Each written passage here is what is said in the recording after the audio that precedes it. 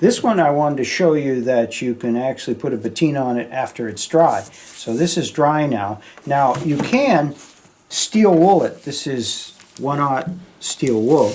You can steel wool it and bring up the metal. But in the recesses, that's not going to work because you can't get in there with the steel wool. So what I've done here is I've taken a small sandblaster.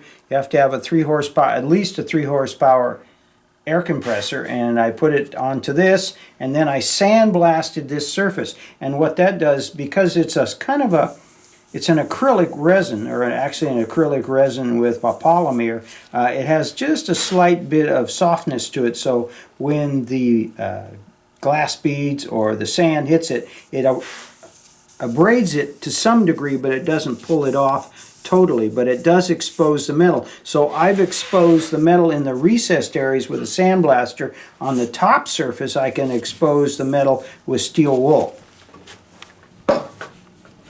So I'll go ahead and burnish this. I don't have to go very high at this point because all I'm going to do now is I'm going to put a patina on this, and we're going to patina this. So you can patina either while the metal coating is wet, or you can come back when the metal coating is dry, and then you can patina if you like. The patina won't be as strong as it would if you did it while the coating is wet, but it will go on there and do a pretty nice patina. We're going to do a liver of sulfur here, which is one of our very base patinas, and it's also very traditional. It's a traditional way to get from a soft gold all the way up to a black. So we'll put that on now, and I'll show you what it does, and then we can go back in and start our buffing process to make this up to a very shiny surface. So now we're going to put the liver of sulfur on, and I have a short video on how to make the liver of sulfur. This is fairly strong. I would say mid. You know, if I was a beginner, I would have it about half this color.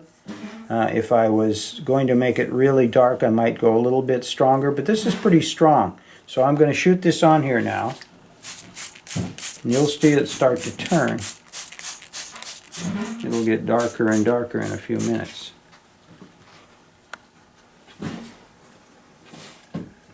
So we'll let this go for about an hour, and then we'll come back and work on it.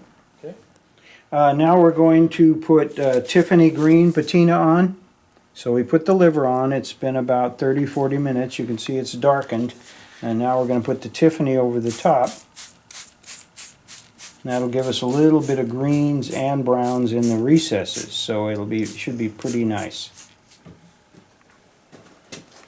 Right here is where some of the steel wool, I didn't blow it out properly, so you have a little bit of rust forming, because once we put the green on, it has a lot of acid, and that acid causes the little bits of steel wool to rust, but it won't hurt this piece any because we want it to look old anyway. Normally with this you would want to wear a dust mask because you're going to get a lot of dust coming off this when I start burnishing it here.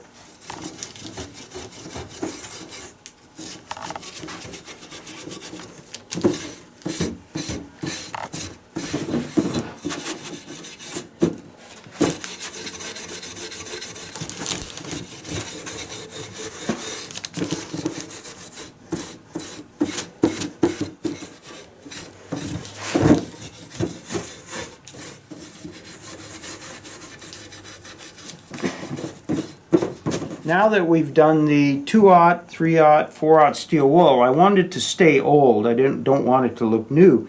So now you would put on either a matte flat lacquer, or you might put on a gloss flat lacquer, or you may go in there with waxes. You could go in with the green waxes and the brown waxes and have more of them in the recessed areas there and make it even look older.